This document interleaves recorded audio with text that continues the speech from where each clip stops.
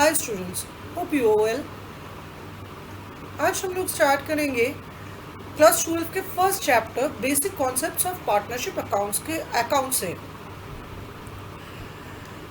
आज ये chapter start करने से पहले हम लोग थोड़ा क्लास 11 के सिलेबस को रिकॉल कर ले।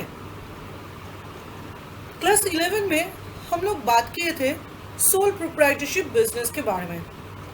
किसी एक बंदे को अगर बिजनेस करना है तो वो एक छोटा सा दुकान ओपन किया और उस दुकान में वो उसका मोटिव है to make profit, to earn profit. तो इस वजह से उसने एक दुकान डाला है और उसमें वो purchase and sale of goods करता है। तो इसके लिए उसे अकाउंट्स भी मेंटेन करने का दरकार होता है, क्योंकि अगर प्रॉपर अकाउंट्स मेंटेन नहीं करेगा तो कैसे मतलब कितना प्रॉफिट हुआ है at the end of the year उसको ठीक से समझ में नहीं आएगा। तो अकाउंट्स के लिए सबसे पहले बहुत सारे साल भर में जितने सारे ट्रांजैक्शंस हुआ करता था वो सारे ट्रांजैक्शंस को वो books of original entry that is journal में डाला करता था। फिर जर्नल से वो सारे ट्रांजैक्शंस को जिस हेड पे उसको उस पर्टिकुलर ट्रांजैक्शंस को जाना चाहिए उन सारे हेड में उसको भेजना। मतलब मेरे बोलने का मतलब है लेजर अकाउंट बनाना, मतलब डेटर्स को सारे डेटर्स को डेटर्स डे बुक में डालना या डेटर्स अकाउंट में डालना। पर्टिकुलर डेटर्स के साथ अगर कोई भी ट्रांजैक्शंस हो तो वो पर्टिकुलर डेटर्स के नाम से उस अकाउंट को क्रिएट करना। फर्नीचर अकाउंट बनाना, फर्नीचर बेचना खरीदना, वो जो भी हो रहा है वो सारे को डिफरेंट अकाउंट्स में डालना। फिर सारे जितने सारे मैंने अकाउंट्स प्रिपेयर किए हैं अकाउंट्स में उन सारे अकाउंट्स के डेबिट या क्रेडिट बैलेंस को लेकर ट्रायल बैलेंस बनाना। फिर अगर कैश ट्रांजैक्शंस जो भी हो रहा है वो सारे कैश ट्रांजैक्शंस को कैश बुक में डालना। फिर अगर बैंक के पासबुक के साथ पासबुक और कैश बुक में अगर कोई डिस्क्रिपेंसी हुआ तो BRS बनाना। फिर bill related any kind of transactions के लिए बिल ऑफ एक्सचेंज चैप्टर को समझना। फिर अगर अकाउंट्स में कोई रेक्टिफिकेशन करने का दरकार हो, कोई मिस्टेक्स हुआ या कोई एरर्स हुआ तो वो सारे एरर्स को मिस्टेक्स को ओमिट करने के लिए रेक्टिफिकेशन एंट्री डालना ताकि वो सही हो जाए। एंड फाइनली फाइनल अकाउंट्स बनाना, मतलब trading PL and balance sheet बनाना। ये था हम लोगों के क्लास 11 के इंटायर सिलेबस अकाउंट्स का। अब क्लास 12 में आके हम लोग सीखेंगे पार्टनरशिप अकाउंट्स। तो मैम आप लोगों के दिमाग में क्वेश्चन आ सकता है, मैम सोल प्रोप्राइटरशिप तो सीख चुके थे तो पार्टनरशिप का मतलब क्यों, मतलब अचानक से पार्टनरशिप किस लिए आप बोल रहे हो। बेसिकली कोई एक बंदे से ज़्यादा बिजनेस करना या ज़्यादा बिजनेस को बड़ा करना इज़ नॉट पॉसिबल। एक बंदे के पास तो थोड़ा सा ही पैसा है, थोड़ा सा पैसा लेके वो जितना कर सके, अपने आप जितना बिजनेस कर सके उतना से वो बिजनेस करने की कोशिश कर रहा है। तो उसी के लिए मतलब अब उससे हो नहीं रहा है। बेसिकली जितना उसके पास है, जितना उसके पास कैपिटल है या जितना उसके पास टेक्निकल नॉलेज है उससे जितना बिजनेस हो पा रहा था उतना उसने कर लिया। अब उसे थोड़ा बिजनेस को एक्सपैंड करना है, लेकिन उसके पास तो उतना ज़्यादा टेक्निकल नॉलेज भी नहीं है या उतना फंड नहीं है। तो इसीलिए दूसरे किसी बंदे को भी चाहिए संग में। तो इसीलिए एक नया कॉन्सेप्ट आ गया है that is called partnership. Suppose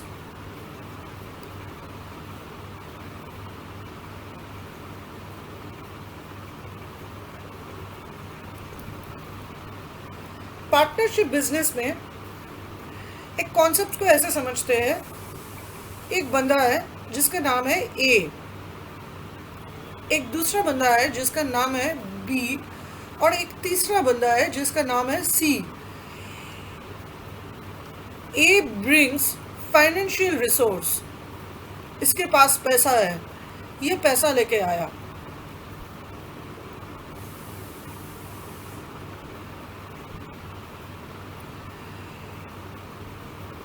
B के पास है टेक्निकल रिसोर्स,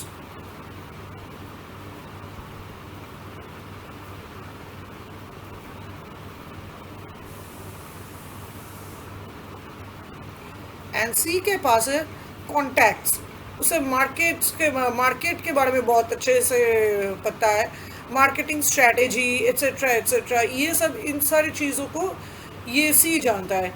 तो बेसिकली तीनों के पास तीन टाइप ऑफ स्ट्रेंथ है। तो ये तीनों मिलके सोच रहा है कि हम तीन फ्रेंड्स हैं, ये तीनों फ्रेंड्स मिलके सोच रहा है कि हम लोगों को कुछ काम करना है। तीनों को मिलके मेरे तीनों को मिलके बिजनेस करना है। अगर अच्छा सपोज बिजनेस करना है, आप बोल रहे हो मैम बिजनेस करना है, तो इट्स फाइन, लेकिन एक और भी स्टोरी हो सकता है। सपोज ये तीनों मिलके एक एक जगह को खरीदा है, मतलब एक लैंड खरीदा है। वो लैंड खरीदने से क्या मतलब ये बिजनेस हो गया? मतलब लैंड को खरीदना था या एक बिल्डिंग तीनों ने मिलकर खरीदा, तो क्या ये बिजनेस हो गया? नहीं, ये बिजनेस नहीं हुआ। ये अगर एक प्रॉपर्टी, ये तीनों मिलकर अगर कोई प्रॉपर्टी ओन करता है या कोई प्रॉपर्टी खरीदता है, उसका मतलब ये होता है कि ये प्रॉपर्टी खरीदना मतलब ये तीनों जॉइंट ओनर्स बन गए उस प्रॉपर्टी का। लेकिन दैट डजंट मीन कि ये तीनों का एक बिजनेस फॉर्म हो गया। बिजनेस फॉर्म होने के लिए बिजनेस का मेन जो एसेंस होता है, बिजनेस का मेन एसेंस होता है to make profit, to earn profit. Motive होना चाहिए बिजनेस में प्रॉफिट अर्न करने का। तो ये तीनों मिलके एक फर्म फॉर्म करता है, जिस फर्म का नाम है, इस फर्म को बोला जाता है पार्टनरशिप फर्म। अब ये पार्टनरशिप फर्म, ये तीनों मिलके जो फॉर्म किया है, सपोज एबीसी पार्टनरशिप फर्म, ये तीनों मिलके एक पार्टनरशिप फर्म फॉर्म किया जिसका नाम है एबीसी। और इस फर्म का मोटिव होना चाहिए टू अर्न प्रॉफिट। इस वजह से ये तीनों ने एक एग्रीमेंट बनाया। हम लोग बात कर रहे हैं एबीसी पार्टनरशिप फर्म के बारे में।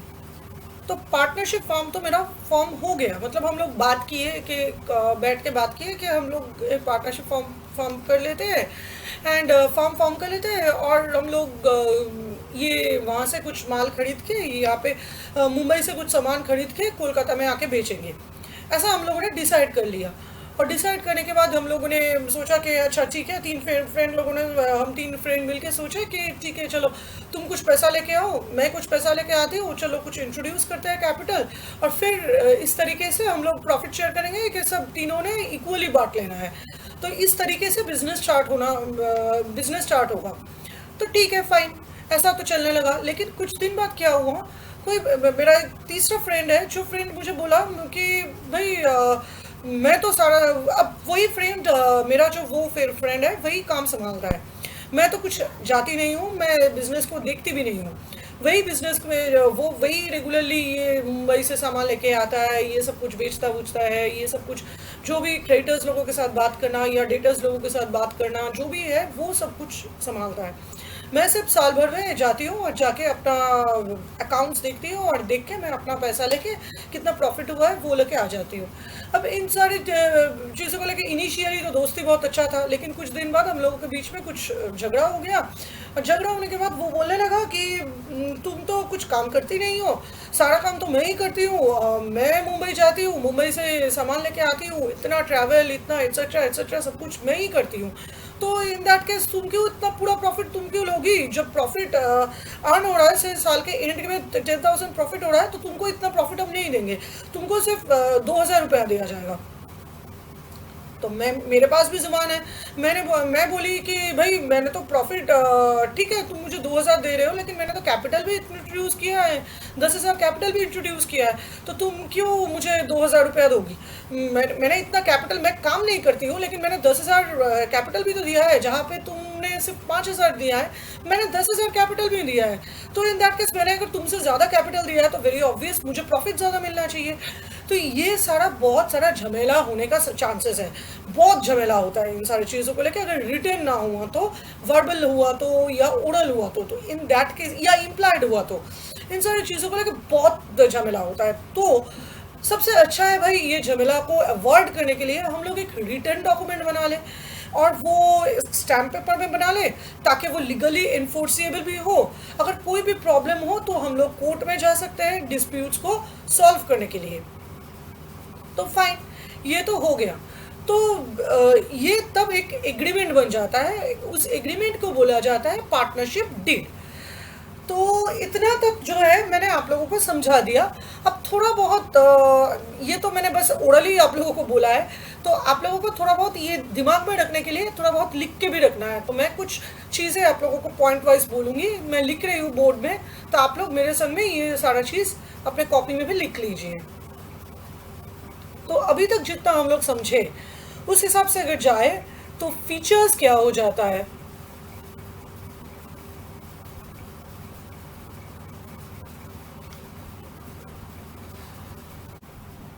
सो क्या फीचर्स है पार्टनरशिप फर्म के।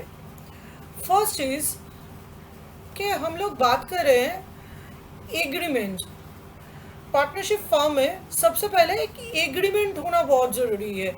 एग्रीमेंट के बिना कुछ होगा ही नहीं। हम लोग अगर एग्रीमेंट वर्बल, मैंने थोड़ा बहुत बोला ही था कि एग्रीमेंट वर्बल भी हो सकता है या इम्प्लाइड भी हो सकता है या रिटन भी हो सकता है। रिटन होना बेहतर होता है क्योंकि ताकि कोई डिस्प्यूट ना हो। तो एग्रीमेंट होना चाहिए एंड टू और मोर पर्सन्स के बीच में। तो टू और मोर पर्सन्स क्या मतलब, ये इसलिए कि सोल प्रोप्राइटरशिप तो मैंने पहले ही बोल दिया था कि सोल प्रोप्राइटरशिप में सिर्फ एक ही बंदा होता है। तो यहाँ पे एक बंदे से तो हो नहीं रहा है, इसलिए दो या उससे ज़्यादा बंदे की ज़रूरत है फॉर बेटर बिजनेस और फॉर मोर कैपिटल रिक्वायरमेंट। तो इसलिए दो बंदा या उससे ज़्यादा बंदा मिलके ये एग्रीमेंट कर सकता है for partnership. And one more thing, यहाँ पे कुछ और भी हम लोग बोल सकते हैं कि आपके दिमाग में क्वेश्चन आ सकता है कि कितना परसेंट मैक्सिमम हो सकता है पार्टनरशिप में, या ये देयर इज़ अ लिमिट। आप अगर बैंकिंग बिजनेस में हो तो मैक्सिमम लिमिट है 10, उससे ज़्यादा पार्टनर्स बैंकिंग बिजनेस में हो नहीं सकता। एंड अगर अदर बिजनेस हो, मतलब other than banking business, then maximum number हो सकता है 20। अच्छा, तो एग्रीमेंट बन गया दो और उससे ज़्यादा पर्सन्स में। किस लिए एग्रीमेंट होना चाहिए?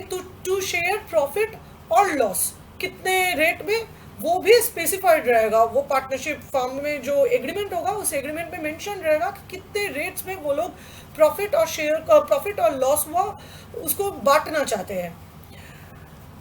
पार्टनर्स लोगों को एग्री करना है कि वो लोग एक बिजनेस कैरी करेंगे।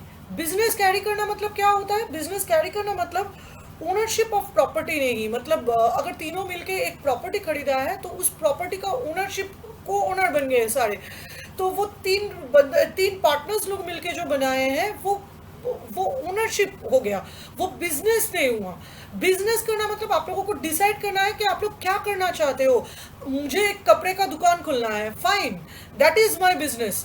मुझे एक रोड साइड एक फास्ट फूड शॉप खोलना है, दैट इज माय बिजनेस।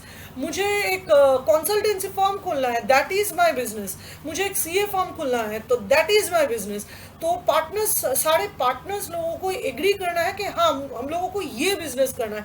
ऐसा ना हो को कोई बंदा बोल रहा है कि मुझे तो फास्ट फूड का दुकान खुलना था और कोई बंदा बोल रहा है कि नहीं मुझे फास्ट फूड का दुकान को नहीं खुलना है, मुझे फास्ट फूड का दुकान खुलना है लेकिन फास्ट फूड नहीं बेचना है, मुझे रॉ मटेरियल्स बेचना है, फास्ट फूड बनाने के लिए जो रॉ मटेरियल्स चाहिए वो बेचना है। इसका मतलब मुझे ग्रोसरी शॉप खोलना है।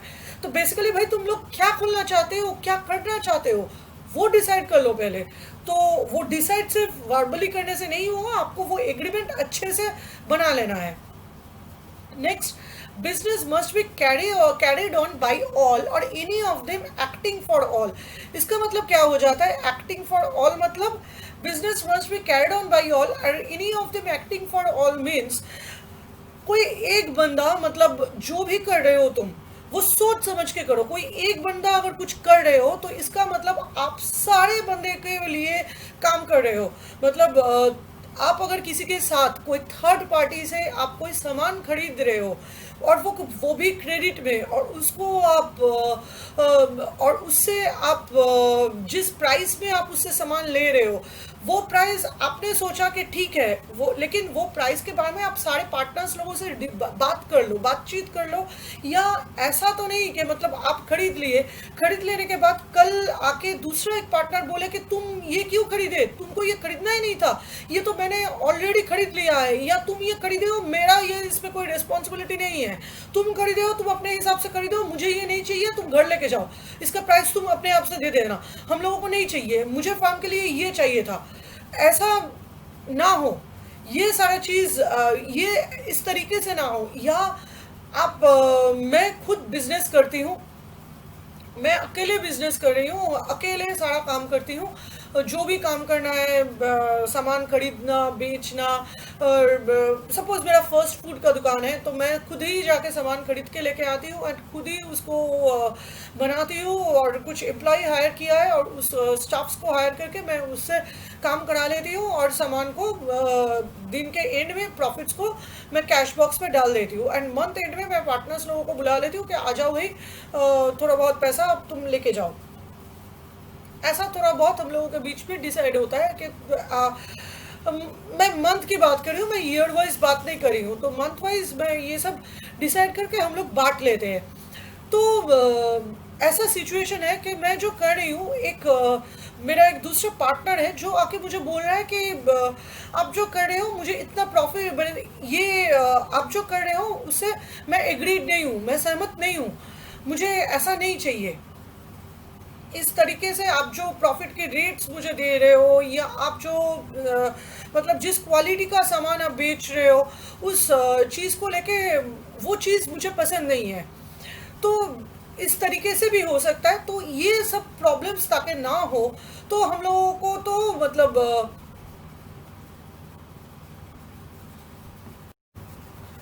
फोर्थ पॉइंट हम लोग डिस्कस कर रहे हैं, business must be carried on by all or any of them acting for all, means each partner is an agent as well as partner of the firm. मतलब आप जो भी काम कर रहे हो, आप दूसरे बंदे के एजेंट बन के काम कर रहे हो, आप फर्म का कोई भी काम कर रहे हो, आप किसी थर्ड पार्टी के साथ डील कर रहे हो, तो इन दैट केस आप दूसरे पार्टनर्स वहाँ पे प्रेजेंट नहीं है।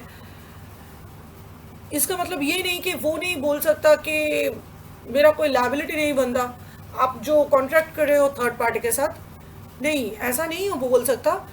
ये रूल है कि आप अगर पार्टनरशिप फॉर्म में हो, तीन बंदे मिलके, वो बाकी अदर पार्टनर्स अगर प्रेजेंट भी ना हो, आप जो भी एक्टिविटी कर रहे हो, आप एज एन एजेंट उसके बदले में आप वो एक्टिविटी कर रहे हो। तो आपका जो भी काम है वो आप अगर आप मैंने आप खुद करो या आप दूसरे बंदे के ऑन बिहाफ करो, आप सबको सब रिस्पॉन्सिबल है वो एक्टिविटी के लिए। Next is unlimited liability of each partner. Partnership जैसे कि सोल प्रोप्राइटरशिप में भी अनलिमिटेड लायबिलिटी होता है। अगर आप थर्ड पार्टी के साथ कोई बिजनेस करते हो तो इन दैट केस अगर आप पैसा नहीं दे पाए, आप इंसॉल्वेंट बन गए, तो आपको मतलब किसी भी हाल में आपको पैसा देना है। सोल प्रोप्राइटरशिप में क्रेडिटर्स लोगों को या बैंक को, किसी को भी, पार्टनरशिप फॉर्म में भी वही पॉइंट है, वही लायबिलिटी वाला पॉइंट एग्जिस्ट करता है कि अनलिमिटेड लायबिलिटी है। मतलब अगर आप क्रेडिटर वालों से पैसा लिए हो, या तुम आप क्रेडिटर वालों को पेमेंट नहीं कर पाए, या आप बैंक वालों से या कोई बाहर वालों से आप लोन लिए हो, एंड ऐसा टाइम आया जिस टाइम में ऐसा एक टाइम आया जिस टाइम में देखा गया कि आपका बहुत लॉस हुआ है, बिजनेस में ह्यूज लॉस हो गया है, आपके पास पैसा नहीं है पेमेंट करने का, डजेंट मैटर, आप जब लिए हो यू हैव टू पे। ऐसा नहीं बोल सकते कि मुझे मेरे पास पैसा है ही नहीं, मैं पेमेंट नहीं कर सकते। आप बिजनेस बेच दो, ठीक है, बिजनेस बेच दिया, बिजनेस का जो भी एसेट्स है वो सारा बेच दिया, फाइन, लेकिन फिर भी पूरा जो लॉस है, ये पूरा जो लोन है, वो पूरा हम लोग पूरा रिपे नहीं कर पाए। इन दैट केस पार्टनर्स लोगों के घर से सामान ला के बेच के पैसा रिपे करना पड़ेगा। पार्टनर्स लोगों के घर से मतलब उसका पर्सनल एसेट, पर्सनल प्रॉपर्टी, वो सारा बेचना पड़ेगा to repay the outsiders loan. For example, suppose मैंने लोन लिया था, लेकिन मैंने एक फर्म के बिहाफ में मैंने लोन लिया, लेकिन अदर पार्टनर्स लोगों को पता नहीं है, अदर्स पार्टनर लोगों को पता नहीं है, और वो आके ये नहीं बोल सकता कि भाई लोन तो तुमने लिया है, अब जब ऐसा बुरा वक्त आया है तो तुम ही खुद पे कर दो।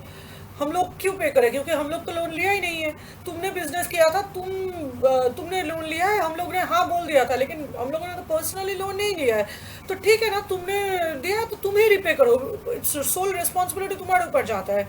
ऐसा नहीं बोल सकता। यहाँ पे पार्टनरशिप एग्रीमेंट जो बन रहा है, उस एग्रीमेंट में स्पेसिफिकली बोला गया है एक पॉइंट में कि unlimited liability of each partner. मैं जो भी कॉन्ट्रैक्ट करूँ, मैं एक पॉइंट पे तो ये बोला गया है कि मैं एज एन एजेंट दूसरे पार्टनर के एजेंट बन के काम कर रही हूँ, तो इन दैट केस वो बंदा आके मुझे नहीं बोल सकता कि भाई तुमने तो कॉन्ट्रैक्ट किया है, मैंने तो किया नहीं है, तो इन दैट केस अगर लोन तुमने लिया है तो तुम ही रिपे करो, ये वो बंदा नहीं बोल सकता। And again one more point is कि अगर मैं खुद नहीं दे पाई तो मेरे जगह उस बंदे को रिपे करना पड़ेगा। और कोई भी बंदा हो, मैं अगर नहीं दे पाई, मेरा पर्सनल प्रॉपर्टी बेच के भी मैं लोन चुका नहीं पाई, देन वो बाकी जो पार्टनर्स है उन लोगों को अपना सामान बेच के चुकाना पड़ेगा, उन लोगों को अपना पैसा देना पड़ेगा। तो अनलिमिटेड लायबिलिटी हो जाता है ईच पार्टनर का। And each partner can participate in the conduct of the business. कोई एक बंदा नहीं बोल सकता कि मेरा बिजनेस है, सपोज जिसने सबसे ज़्यादा कैपिटल दिया वो आके नहीं बोल सकता कि मैं खुद बिजनेस कर रही हूँ, ये मेरा बिजनेस है तो मैं ही बिजनेस के सारे काम मैं ही देखूंगी, ईच एवरी कॉन्डक्ट मैं ही संभालूंगी, बाकी लोग नहीं टांग रहेंगे, ऐसा नहीं बोल सकता। सब आके कभी भी पार्टिसिपेट कर सकता है। तो ये था मेरा फीचर्स वाला point. I hope I think it's clear to you. And next हम लोग नेक्स्ट टॉपिक पे जाते हैं, दैट इज पार्टनरशिप डीड।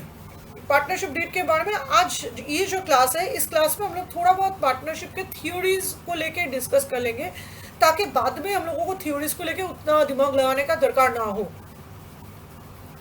आप लोग फर्स्ट टाइम पार्टनरशिप पढ़ रहे हो, पार्टनरशिप के बारे में थ्योरीज चैप्टर में भी होता है, वो आप लोग बाद में पढ़ोगे। वो थ्योरी लॉ में वगैरह वगैरह, बिजनेस स्टडीज़ में, वहाँ पे कहीं पे ना कहीं पे आप लोगों को पार्टनरशिप एक्ट के बारे में पढ़ने को मिलेगा। लेकिन अकाउंट्स में जितना रिलेटेड है उतना ही पोर्शन मैं आपको समझा रही हूँ, ताकि आप अकाउंट्स को अच्छे से समझ जाओ। नहीं तो बाद में अकाउंटिंग जो चीज़ें हैं उसमें आप लोगों को समझने में दिक्कत होगी। नेक्स्ट आ जाते हैं पार्टनरशिप डीड के बारे में। तो बोर्ड क्लियर कर देते हैं, फिर दूसरे चीज़ को लेकर डिस्कस करेंगे।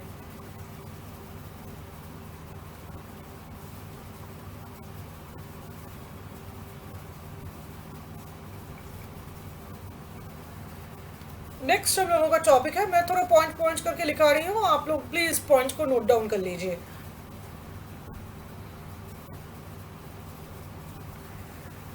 Next is partnership deed. Partnership को शॉर्ट में हम लोग पी शिप बोल सकते हैं, तो कोई प्रॉब्लम नहीं है। मैं एक्चुअली टाइम बचाने के लिए इस तरीके से लिख रही हूँ।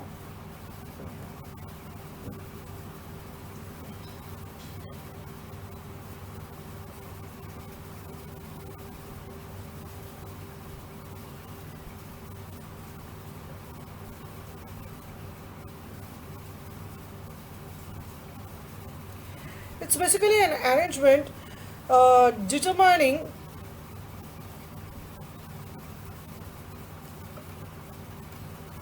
the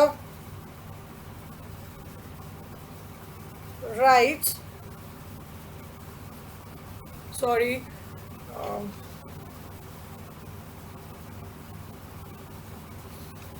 One second.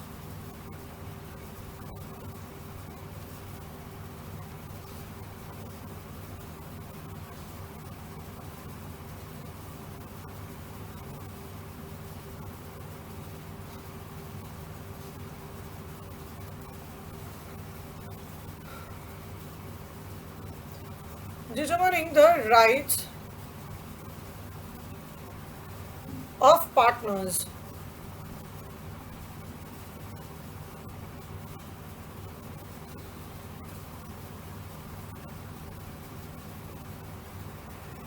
ये पॉइंट मैं ऑलरेडी बहुत बार डिस्कस कर चुकी हूँ, तो मैं और नहीं बता रही हूँ। It may be in writing, oral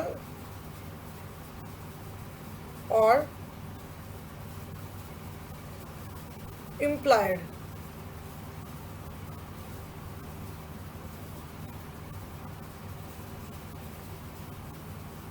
However, to avoid disputes,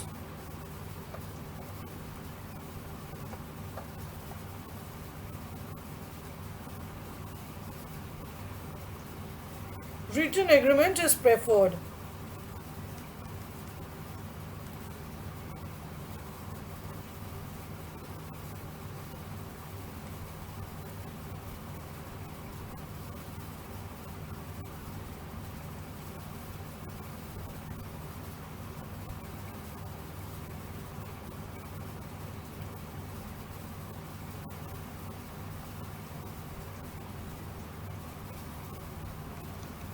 okay, फिर पार्टनरशिप डीड में तो मैंने ये सारी चीज़ों के बारे में पहले ही डिस्कस कर लिया था, तो और कुछ नहीं बोलना है इसके बारे में।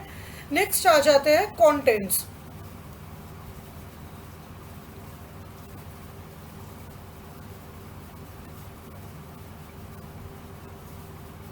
अच्छा, ये एक फ्रेश पेज में स्टार्ट करते हैं, बेटर रहेगा।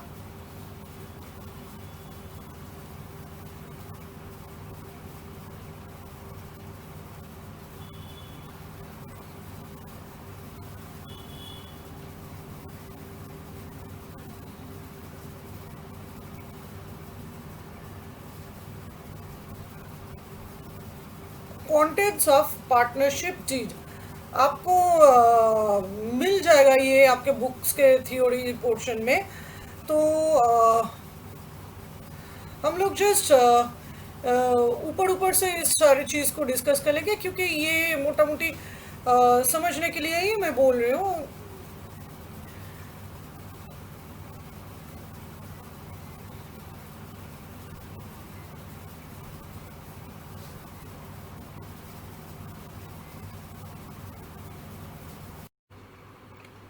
नेक्स्ट हम लोग डिस्कस करेंगे कंटेंट्स ऑफ पार्टनरशिप डीड के बारे में। इस स्लाइड में आपको दिख रहा है कि मैंने दो पार्ट में डिवाइड किया है कंटेंट्स को। First is general points and second is accounting related points. थोड़ा पॉइंट आउट कर करके पढ़ते हैं।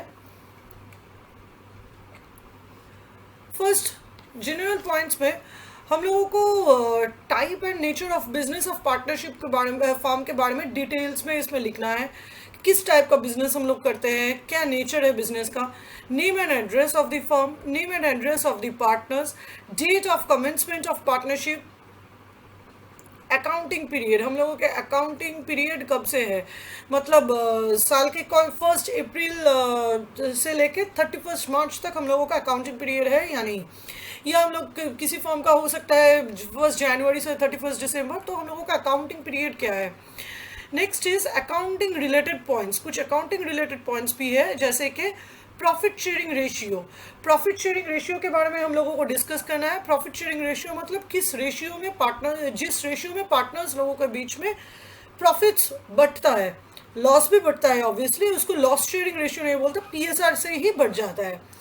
Interest on capital. Interest on capital मतलब पार्टनर्स लोग जो कैपिटल इन्वेस्ट करते हैं। इंटरेस्ट ऑन कैपिटल के बारे में हम लोग काफ़ी हद तक उसमें किए थे, मतलब क्लास 11 में हम लोग ये सब चीज़ सीखे हैं। Interest on capital, interest on drawing, ये सब टर्म्स नया नहीं है हम लोगों के लिए।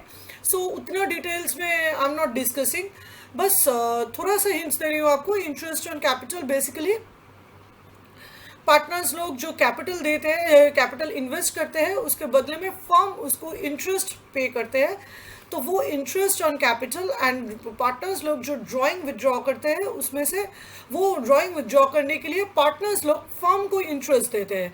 इंटरेस्ट ऑन लोन, ये इंटरेस्ट ऑन लोन फर्म ने लोन नहीं लिया है, ये लोन पार्टनर्स लोगों ने नहीं लिया है, ये लोन फर्म ने लिया है पार्टनर्स लोगों से, और उसके बदले में पार्टनर्स वालों को फर्म को इंटरेस्ट देना पड़ता है। तो ये इंटरेस्ट ऑन लोन कितना रेट में होगा, ये भी डिटेल्स में पार्टनरशिप डीड में बात करना है। रेम्यूनरेशन टू पार्टनर, जो पार्टनर यहाँ पे एक्टिवली काम करता है, अगर वो रेम्यूनरेशन लेना चाहे या फिर सैलरी या रेम्यूनरेशन उसका कितना होगा, वो बाकी पार्टनर्स लोग बैठ के ये डिस्कस करेंगे, और उसी रेट में, उसी अमाउंट में हर साल उसको रेम्यूनरेशन दिया जाएगा। और कुछ रेम्यूनरेशन का इंक्रीमेंट होता है, तो उसके बारे में भी डिटेल्स में यहाँ पे लिखा रहना चाहिए पार्टनरशिप डीड में। So and last is settlement of accounts on dissolution of the firm. जब फर्म खत्म हो जाए, जब फर्म बंद होने का टाइम आए, या कभी ऐसा हुआ कि फर्म बंद होने वाला है, ऐसा नौबत आया, तो इन दैट केस उस टाइम में अकाउंट्स का सेटलमेंट किस तरीके से होगा, उसके बारे में डिटेल्स में भी बात करने के लिए ये जगह है जहाँ पे ये सारे डिटेल्स मेंशन रहता है। अगर कुछ मेंशन नहीं रहता, इन दैट केस क्या होता है वो मैं नेक्स्ट स्लाइड में बताने जा रही हूँ।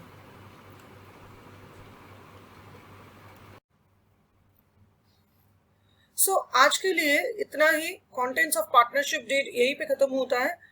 मोटा मोटी थ्योरी जितना है उसका आधा पोर्शन हम लोग कर लिए हैं, बाकी का थोड़ा बहुत थ्योरी बाकी है जो हम लोग नेक्स्ट क्लास में डिस्कस करेंगे, और उसके बाद हम लोग सम्स करना स्टार्ट कर देंगे।